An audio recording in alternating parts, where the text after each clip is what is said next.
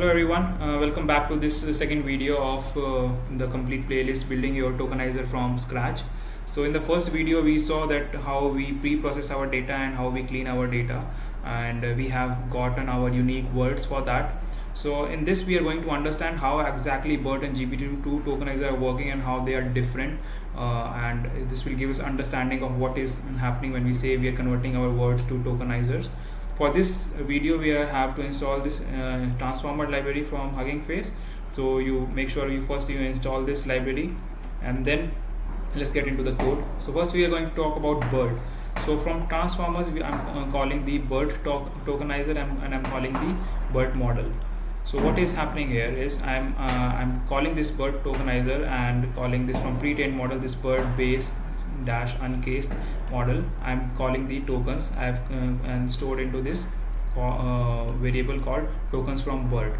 So what I'm taking here is I have taken the word called gullible. So if you have this word and what you are going to do is you are going to tokenize it. And what happens is when you are tokenizing the word here, so if you run this, you can see here that the word is converted into numbers. There are several index which comes into here, right? So these are the words, right? So it is converted into 101, 19739, 4571, 3468, and 102. So this word is this gullible word is converted into this many forms, and this is what basically the tokenizers are. We have encoded this word into the numbers, and it looks like this into the numbers. So but what these numbers are actually representing? What is this 101? What is this 19739, 4571, 3468? So when you run this code here, what we are doing here is I'm from this tokens which I have called, these tokens which I have gotten it from this pre-trained model. I got my from this token, for this word I got the token. For the gullible word I got my token encoded word. And what I'm doing here is that I am putting these tokens back into the BERT model, and I'm asking what this word signifies. So this 101 I'm calling tokens from BERT, and I'm asking it to convert these ID into the tokens.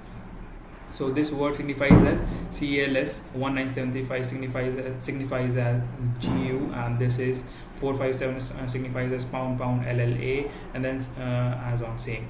So if you say here, the word is just gullible, and it is divided into three different separate words and subwords. The first one is GU, and then pound LLA. The pound sign comes, that means that word itself is having into is divided. It's a subword. It is a part of the word. And you see here there are two special characters, special tokens here. This is CLS and SRP. So these special tokens are introduced by each and every LLM models which we are seeing. They have their own special tokens which they are signifying here. So if we can see this 101 is basically coming into the first. So this is for the starting, and this SCP is for the separation or for the ending. It can be that. So the CLS is for start, this F is for end, and then pound sign indicates that it is a subword. And then BERT is an encoder only transformer. It takes input as words and gives the output as vector. It's just an encoder transformer. Okay, you are going to give this word, and it is giving the encoded form of it. And to call the words, to call the next word, what it is there, you have to convert into the you have to call this convert ID to token to get the actual tokens what it is representing. So what is special about this BERT model class here is, so if you see here, so if I have called this first 1000 tokens of the BERT, and if you see here, the 0 is about pad. Pad is that you are adding the extra space into the token before starting of the word. And this BERT, what it has done is it has these all are spatial tokens. It has unused space for the future use. They have keep the spaces as empty, and like from so 0 is having this, but from 1 to 99 they have this. If you see, this is 1, and this is 2, and this is 98, and this is 99. So from 1 to 99 they have keep these spaces as empty to use as future tokens. As something is there, they can replace these words as future tokens. And this 100, 101 and 102, these are the three tokens, these 4 tokens, the special tokens which they are already using and they have index on to in this number, and then same goes for till 998, and till after that they have more tokens for that. So till 1000 they have. This is being very smart that you are already building a model, you are building your corpus, you have your tokenizers, and but you're keeping some extra empty space for your future use, that if your corpus increases, your data size increases, and then you want to build this new corpus into your tokenizer data set. So this is what BERT is doing, and it has this thing which is very interesting.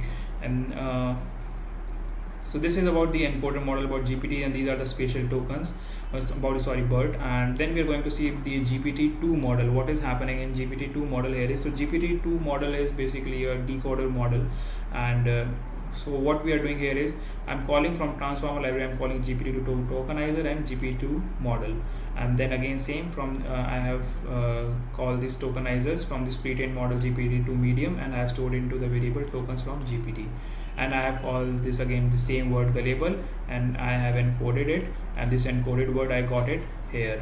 So this input ID is what I have got for this one here is 7724540.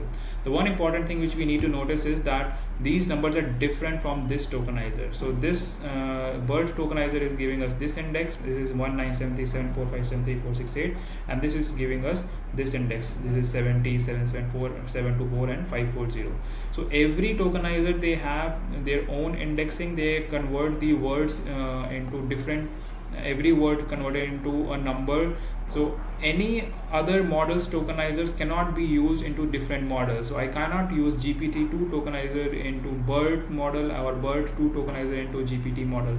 So for every model they have their own tokenizer. So if whatever language you are using, whatever model you are using, when you are building your own tokenizer, you have to make sure that you use it for them.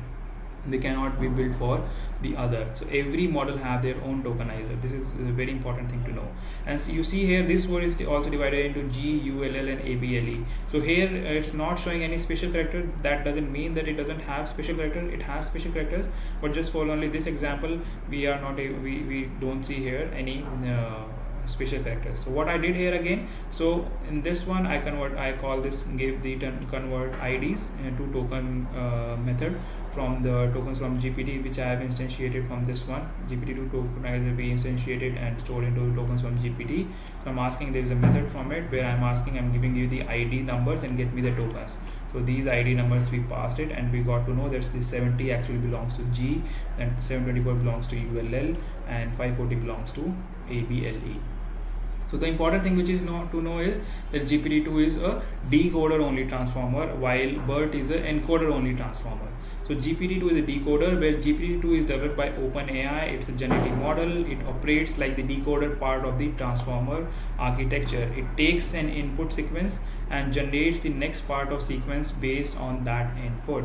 However, it doesn't have a separate encoder component. It is purely generative, predicting the next token in sequence given the previous token. So this is a sequence to sequence model, where it is generating the next word depending on the words you have given it, and from all the previous words it is looking at, and then it is giving you the next prediction word. It's also auto-regressive in nature. That means it generates text by predicting one word at a time in sequence. So each new word it is generated is based on the sequence of words that came before it. It's like a supervised learning kind of a thing, where you're trying to predict the next word based on all the previous words which is already available in the sentence. So that's it with the second video. And the next video, what we are going to do is the unique words which we have created in the first video. We are going to use them and again going to build our own tokenizer from the complete scratch, and we are going to see that how we are going to do that. So I'll see you in the next video.